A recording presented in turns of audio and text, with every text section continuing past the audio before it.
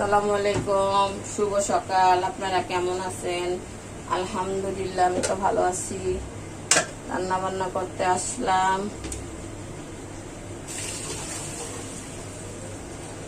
এখন ভাত বসাবো, তারপর কুটাকাটি করবো। তার মধ্যে গরম পানি।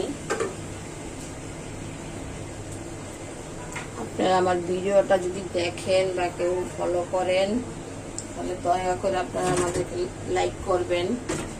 ভিডিও দেখার পরে বিসমিল্লাহ। ভিডিও দেখার পরে আপনারা লাইক করতেছেন না, একটু লাইক করে দিবেন। কষ্ট করে একটু লাইকে চাপ দিলে কোনো সমস্যা হয় না, হাতে ব্যথা করবে না। আর ভিডিও যখন দেখেন একটা লাইক করেন না কেন? আমার ভিডিওতে অনেক লাইক কম আসতেছে। ভিডিওতে ভিউ যাই হয় মাশাআল্লাহ, কিন্তু লাইক হচ্ছে না। আপনি একটু লাইক করে দিয়েন প্লিজ। এটা হচ্ছে করলাটা কেটে নিচ্ছি। বিসমিল্লাহ।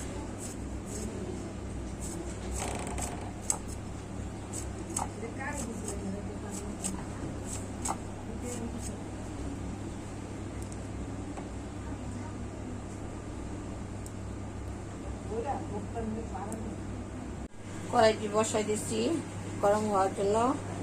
তেল দিয়ে দিচ্ছি।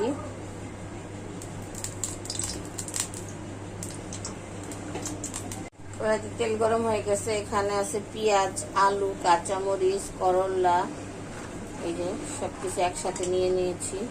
এখন ছেড়ে দিব। বিসমিল্লাহ।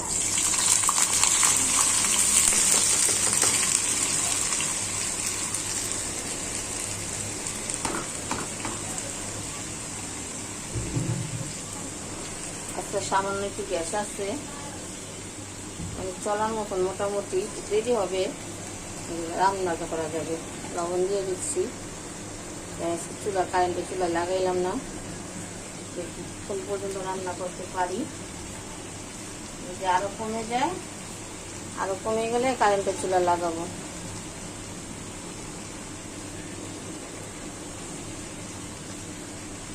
এটা আদা বাটা দিয়ে দিলাম, একটু হলুদ দিয়ে দিয়েছি। বাজিটা চেহারাটা সুন্দর হয়।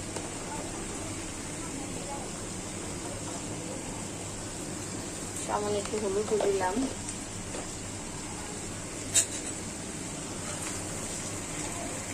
কড়াইটি বসাই দিচ্ছি, কড়াইটা গরম হোক।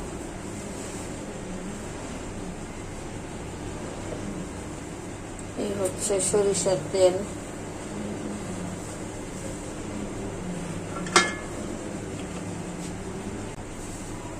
এই হচ্ছে সয়াবিন তেল।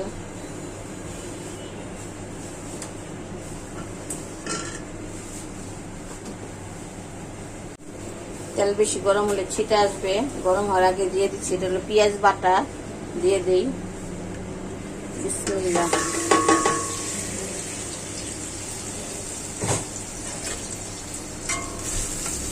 এটা আজকে কলম পাটায় বাটা হয়েছে।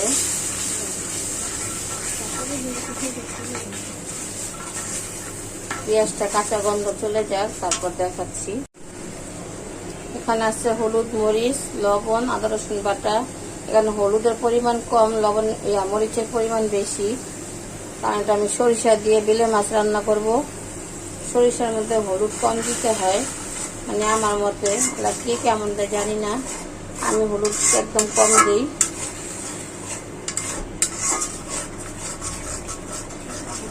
ভালো করে কষানো হবে, তারপর সরিষা বাটা দেব, তারপর মাছ দেব। ভাজিটা একটু দেখি।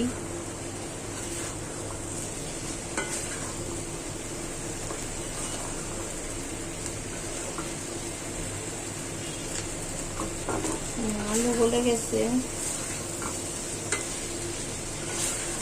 লাল লাল হোক, তারপর নামাবো। এখন আর ঢাকবো না। আমার মশলাটা কষানো হয়ে গেছে, তেল উপরে চলে আসছে। এখন সরিষা বাটা দিয়ে দিব। এই হচ্ছে সরিষা পাটায় বেটে নিয়েছি। এখানে হলুদ সরিষা আছে, লাল সরিষা আছে, মানে লালটা যদি ডাইরেক্ট রান্না করলে একটু তিতা তিতা লাগে, সাথে হলুদটা মিলায় রান্না করলে তিতা লাগে না।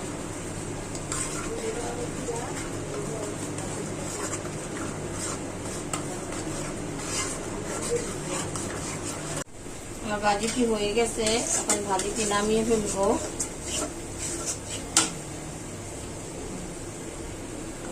দেখুন এক ঝলক দেখায় দিই। এই যে আমি এটা পুরো শুকাবো। এই মাছ রান্না করলে কুচুনটা লাড়া দেওয়া যায় না, ভেঙে যায়, এভাবে করে খালি ঝুলাতে হয়। এটা আমি সম্পূর্ণ পানি শুকাবো, বুনা বুনা হবে, তেল উপরে চলে আসবে, তারপর নামাবো। লাড়াচাড়া দিতে আসছিলাম। কড়াইটা বসাই দিছি, এখানে এখন পেঁয়াজ তেল দিয়ে দিব।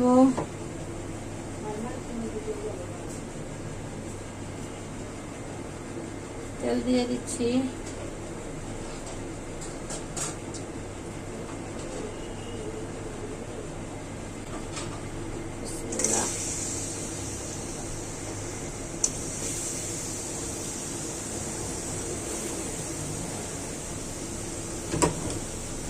প্রতিদিনের রুটিন আমার ছেলের গরুর মাংস।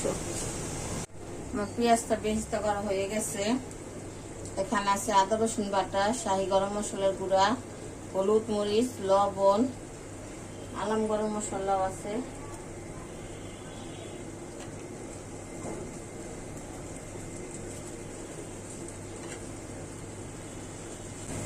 পানি দিয়ে দিই। গ্যাস তো একদম অল্প, মানে সহজে কোনো কিছু হতে চায় না। তারপর আলহামদুলিল্লাহ, কারেন্ট তো খরচ হইব না।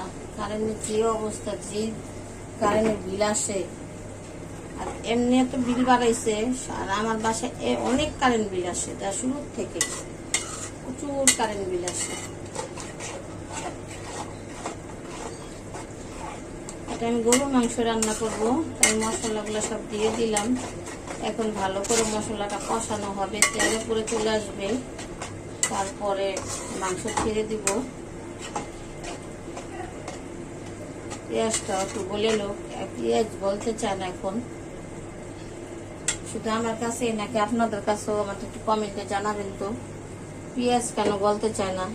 যত আমি বেরেস্তা করে নিই, লাল করে নিই, তারপরেও পেঁয়াজ বলে না, অনেক সময় নেয়। আচ্ছা, মশলা কষানো হোক, তারপর দেখাবো। এই হচ্ছে আমার মাছের তরকারি। গ্যাস থাকলে আরো তাড়াতাড়ি হয়ে যেত, দেরি হচ্ছে। এখন খালি ছিটা আসবে, ছিটা আইসা চুলা টুলা নষ্ট হয়ে যাবে, আরো শুকাবো। মশলাটি কষানো হয়ে গেছে, এখন গরুর মাংস ছেড়ে দিব।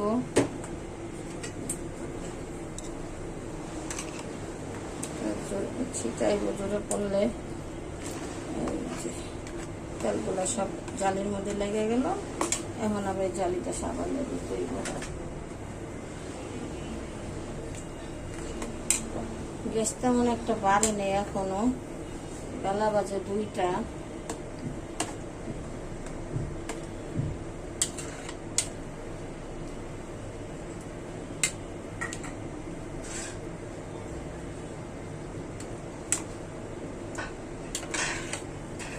পানিটা আমি কিছু দিব না, ভালো করে কষানো হবে, তারপরে পরে পানি দেব।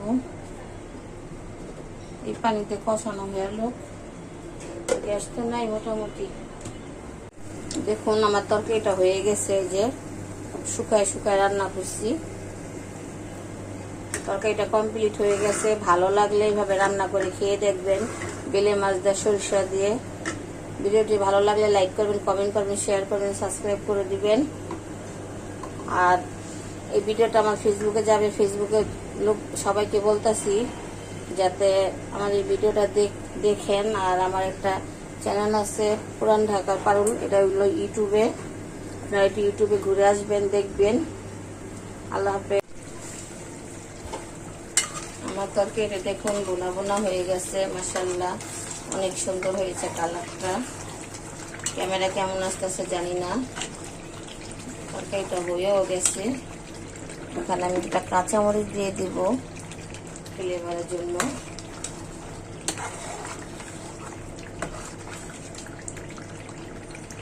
ফুলের মতন লাগলো। লবণ দেখবো আমি।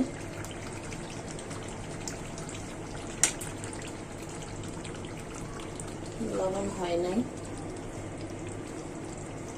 লবণ কম দেওয়াই ভালো। কম হলে ফিরা দেওয়া যায়, বেশি হলে ওই জিনিসটা নষ্ট হয়ে যায়, খাবারের কোনো যোগ্যই থাকে না। লবণে বেশি হয়ে গেলে খাবার কোনো টেস্ট থাকে না, খাওয়া যায় না, কষ্ট হয়ে যায়।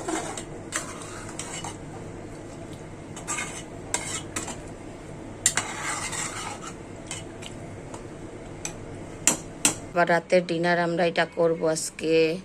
এখানে আছে পরোটা, এখানে আছে তন্দুরুটি না নান, তন্দুরুটি, এই হচ্ছে সালাদ, আর আপেলটাও সালাদ, কারণ আপনাদের ভাইয়া আপেল দিয়ে সালাদ খায়, মানে এভাবে কেটে দিই, উনি তেলের জিনিস খেলে আপেল এইভাবে খায়। আর আজকে বুটের ডাল দিয়ে গরুর মাংস রান্না করছিলাম। এই যে উনি রাত্রে এই খাবার খাবে, বলতেছে দুপুরে ভাত খাইছি, এখন আমি পরোটা দিয়ে বা তন্দুরুটি দিয়ে খাবো। তন্দুরুটি উনি খাবে আর পরোটা আমি খাবো, তাই আজকে খাবারটা শেয়ার করলাম। এটা রাতের ডিনার, এটা সন্ধ্যার নাস্তা না, আমরা রাত্রে খাওয়া দাওয়া করবো। আল্লাহ হাফেজ।